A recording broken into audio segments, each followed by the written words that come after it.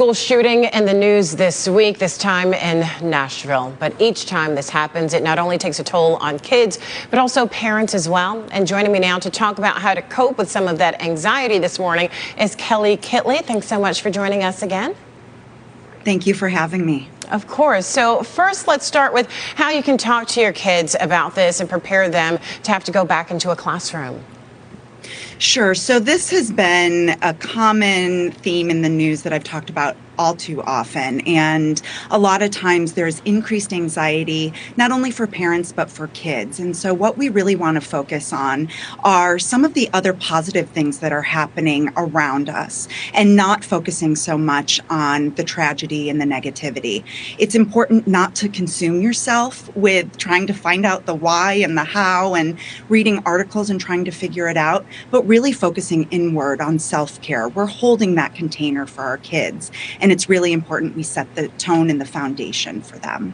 And it's really tough to do, right? Because it's natural just to try to understand how something like this can happen, but it's really quite impossible. And then with that, it can, of course, take a toll on the mental health of kids, but parents as well. So how can parents make sure not to forget to take care of themselves? That is so important. Put your oxygen mask on first so you can be there for your kids. I've been talking to parents who are feeling more overwhelmed and irritable and anxious. Take time for yourself as you head into the weekend. Unplug a little bit. Make sure that you are engaging in self-care and talking to other parents who might be feeling similarly as you are. And you mentioned talking about the good things, the positive things. How can that help kids and parents focus on those kinds of experiences?